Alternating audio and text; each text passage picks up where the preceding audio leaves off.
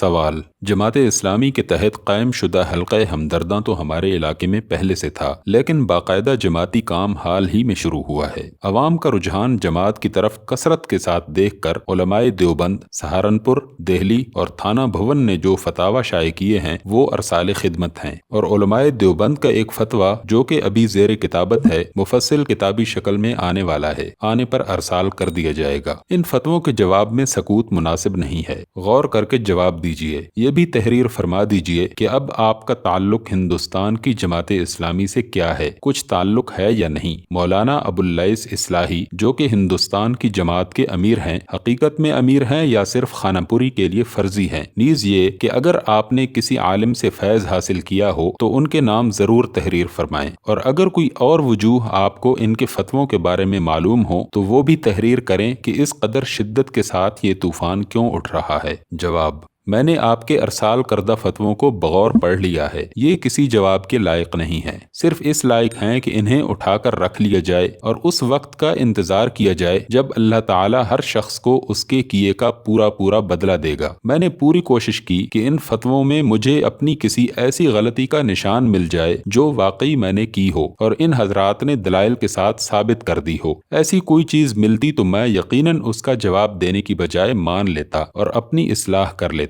میں نے یہ کوشش بھی کی کہ اگر فی الواقع ان حضرات کو کوئی غلط فہمی ہوئی ہے جو دیانتاً کسی شخص کو میری کسی تحریر یا کسی عمل سے ہو سکتی ہے تو اسے معلوم کروں۔ اگر ان فتووں میں اس طرح کی کوئی چیز نظر آ جاتی تو میں اسے صاف کرنے میں بھی ہرگز تأمل نہ کرتا، لیکن ان کے غائر مطالعہ کے بعد یہ اطمینان ہو چکا ہے کہ یہ فتوے ان دونوں طرح کی باتوں سے بالکل خالی ہیں اور ان میں بجز تحریف، بہتان اور الزام تراشی کے اور کچھ نہیں ہے، لہٰذا میں ان پر سکوت اختیار کرنے میں حق بجانب ہوں۔ اگر کوئی مسلمان ان فتووں کو دیکھ کر مجھ سے بدگمان ہو یا اس خیر سے رک جائے جس کی طرف میں دعوت دے رہا ہوں تو اس کی ذمہ داری سے میں عند اللہ بری ہوں۔ اس کی پوری ذمہ داری خالصتاً ان لوگوں پر ہے جو مناع للخیر بنے ہوئے ہیں، اور خدا ہی بہتر جانتا ہے کہ کس نیت سے بنے ہوئے ہیں۔ آپ کہہ سکتے ہیں کہ تم ان غلط بیانیوں اور تحریفات کا پردہ کیوں نہیں چاک کر دیتے جو دعوت الی الخیر کی راہ میں رکاوٹ بن سکتی ہیں۔ میں عرض کروں گا کہ اگر کوئی ایک فتویٰ یا ایک اشتہار ہوتا تو شاید میں بادل نخواستہ اس کی غلطیوں کو بے نقاب کرنے کی کوشش بھی کر گزرتا، اگرچہ ایسی چیزوں کی طرف توجہ کرنا میرے لیے سخت کراہت کا موجب ہوتا ہے، لیکن یہاں تو پاکستان سے ہندوستان تک ہر طرف فتووں، پمفلٹوں، اشتہاروں اور مضامین کی ایک فصل اگ رہی ہے جس میں کمیونسٹ، سوشلسٹ، دیوبندی،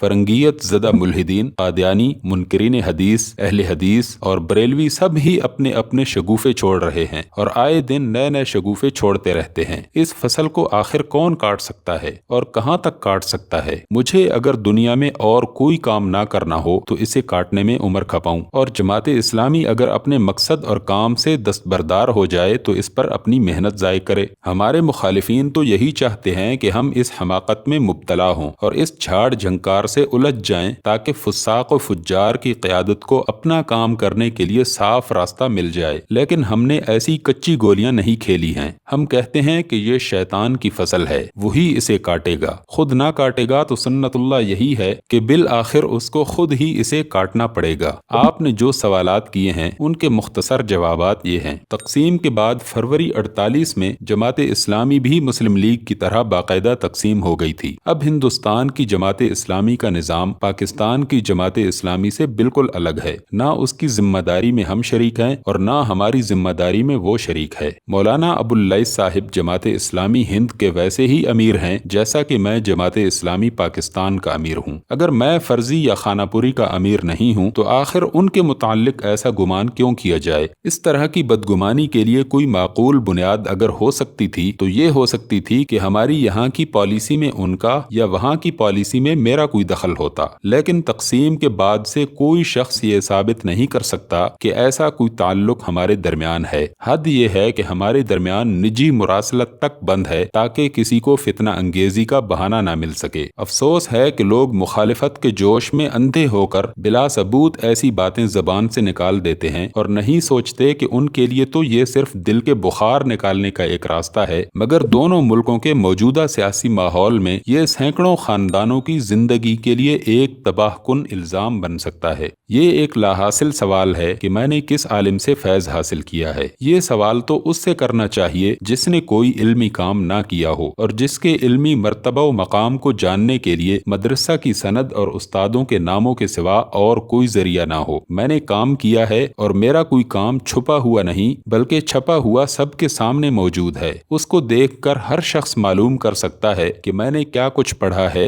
और जो कुछ पढ़ा है उसे कितना हजम किया है। मेरे पास ये जानने का कोई जरिया नहीं है कि मेरी और जमात इस्लामी की इस कदर शिद्दत के साथ मुखालिफत यक्का यक अब क्यों शुरू हो गई है और ये फतवे किन वजूह से दिए जा रहे हैं। लेकिन अगर मैं उसको जान भी लेता तो ये गैर जरूरी बहस है कि किसी ने एतराज किया तो क्यों किया। हम सिर्फ ये देखते हैं कि उसका एतराज माकूल है या ना माकूल। माकूल एतराज होता है तो उसे मान लेते हैं या उसका माकूल जवाब देते हैं, और अगर नामाकूल एतराज होता है तो उसे हवा में तहलील होने के लिए छोड़ देते हैं।